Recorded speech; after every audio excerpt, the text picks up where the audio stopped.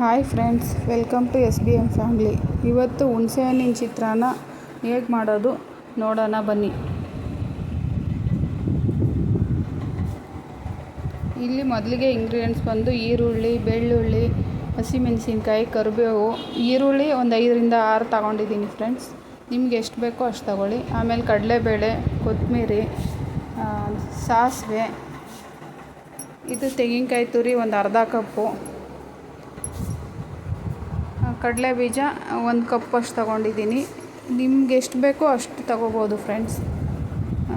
ಆಮೇಲೆ ಮೇನ್ ಹುಣಸೆಹಣ್ಣಿನ ರಸ ನೆನೆಸಿ ಕಿವುಚಿಟ್ಕೊಂಡಿದ್ದೀನಿ.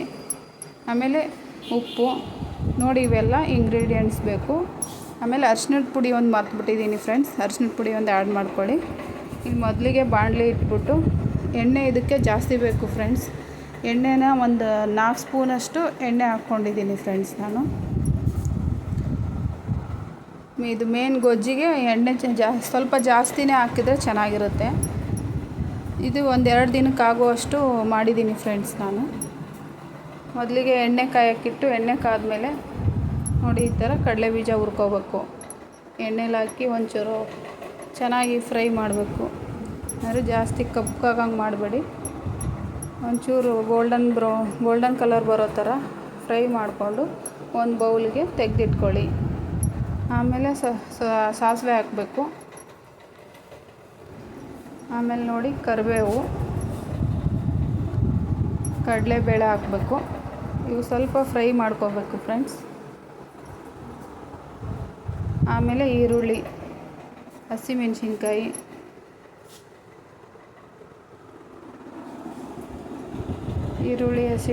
ಹಾಕ್ಕೊಂಡು ಎಣ್ಣೆಯಲ್ಲಿ ಫ್ರೈ ಮಾಡಬೇಕು ಫ್ರೆಂಡ್ಸ್. ಈರುಳ್ಳಿ ಸ್ವಲ್ಪ ಮೆತ್ತಗಾಗೋವರೆಗೂ ಫ್ರೈ ಮಾಡಬೇಕು. ಹೈ ಫ್ಲೇಮ್ ಇಟ್ಟು ಈರುಳ್ಳಿನ ಫ್ರೈ ಮಾಡ್ಕೊಳ್ಳಿ ಫ್ರೆಂಡ್ಸ್. ನೋಡಿ ಈ ಥರ ಫ್ರೈ ಮಾಡಿಕೊಂಡು ಇದ್ರ ಮೇಲೆ ಒಂದು ಪ್ಲೇಟ್ ಮುಚ್ಚಿಟ್ರೆ ಸ್ವಲ್ಪ 1 ನಿಮಿಷ ಪ್ಲೇಟ್ ಮುಚ್ಚಿಟ್ಟು ಹಿಂಗೆ ತೆಗೆದ್ರೆ ಮೆತ್ತಗಾಗಿರ್ತವೆ ಈರುಳ್ಳಿ. ಆಮೇಲೆ ಈ ಕಿವುಚ್ಕೊಂಡಿರ್ತೀವಲ್ಲ ಬೆಳ್ಳುಳ್ಳಿ ಹಾಕಬೇಕು. ಬೆಳ್ಳುಳ್ಳಿನೂ ಎಣ್ಣೆಲೇ ಫ್ರೈ ಮಾಡಬೇಕು ಫ್ರೆಂಡ್ಸ್.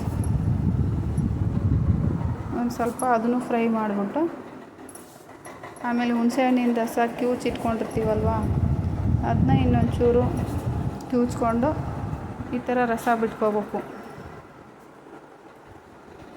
ರಸ ಬಿಟ್ಕೊಂಡು ಹಿಂಗೆ ಹಾಕಿದ್ಮೇಲೆ ಆಮೇಲೆ ಫ್ರೈ ಮಾಡಬೇಕು ಫ್ರೆಂಡ್ಸ್. ಮತ್ತೆ ಚೆನ್ನಾಗಿ ಫ್ರೈ ಮಾಡಿಸಿ ಹಿಂಗೆ ಮುಚ್ಚಿಟ್ರೆ ಅದು ಒಂಚೂರು ಎಣ್ಣೆ ಬಿಟ್ಕೊಳ್ಳುತ್ತೆ. ಈರುಳ್ಳಿ, ಹುಣಸೆಹಣ್ಣಿನ ರಸ ಎಲ್ಲ ಹಾಕಿರ್ತೀವಲ್ವ, ಹುಣಸೆಹಣ್ಣಿನ ರಸ ಹಾಕಿದ್ಮೇಲೆ ಎಣ್ಣೆ ಬಿಟ್ಕೊಳ್ಳುತ್ತೆ ಫ್ರೆಂಡ್ಸ್. ಆಮೇಲೆ ಅರಿಶಿಣದ ಪುಡಿ ಹಾಕ್ಕೋಬೇಕು. ಉಪ್ಪು ರುಚಿಗೆ ತಕ್ಕಷ್ಟು ಉಪ್ಪು ಹಾಕ್ಕೋಬೇಕು. ಹಾಕ್ಕೊಂಡು ಕಲಿಸ್ಕೋಬೇಕು ಫ್ರೆಂಡ್ಸ್. ಮತ್ತು ನೀಟಾಗಿ ಕಲಿಸ್ಕೊಂಡು ತೆಂಗಿನಕಾಯಿ ತುರಿ, ಫ್ರೆಶ್ ತೆಂಗಿನಕಾಯಿ ತುರಿ ಹಾಕಬೇಕು. ಟೇಸ್ಟ್ ತುಂಬ ಚೆನ್ನಾಗಿರುತ್ತೆ. ಫ್ರೆಶ್ ತೆಂಗಿನಕಾಯಿ ತುರಿ ಒಂದು ಅರ್ಧ ಬೌಲು, ಆಮೇಲೆ ಕೊತ್ತಂಬರಿ ಅದು ಒಂದು ಸ್ವಲ್ಪ ಹಾಕಿ ಈ ಥರ ಕಲಿಸ್ಕೋಬೇಕು. ನೀಟಾಗಿ ಈ ಥರ ಎಲ್ಲ ಕಡೆ ಅದು ಅರಿಶಿಣದ ಪುಡಿ ಕಲರ್ ಬರಬೇಕು. ಎಲ್ಲ ಕಡೆ ಹಾಕಿ ನೋಡಿ ಈ ಥರ ಪ್ಲೇಟ್ ಮುಚ್ಚಿ 1-2 ನಿಮಿಷ ಬಿಡಬೇಕು ಫ್ರೆಂಡ್ಸ್. 2 ನಿಮಿಷ ಆದಮೇಲೆ ಒಂದು ತಟ್ಟೆಗೆ ಅನ್ನ ಒಂಚೂರು ಉದುರಾಗಿ ಇರಬೇಕು, ಚೆನ್ನಾಗಿರುತ್ತೆ. ಅನ್ನಕ್ಕೆ ಈ ಥರ ಗೊಜ್ಜು ಹಾಕಿ ಆಮೇಲೆ ಕಡಲೆ ಬೀಜ ಏನು ಫ್ರೈ ಮಾಡಿ ಇಟ್ಕೊಂಡಿರ್ತೀವಲ್ವ, ಅವನ್ನ ಲಾಸ್ಟಿಗೆ ಹಾಕ್ಕೊಂಡು ತಿಂದರೆ ತುಂಬ ಚೆನ್ನಾಗಿರುತ್ತೆ ಫ್ರೆಂಡ್ಸ್. ಮೊದಲೇ ಒಗ್ಗರಣೆಯಲ್ಲೇ ಹಾಕಬಾರ್ದು.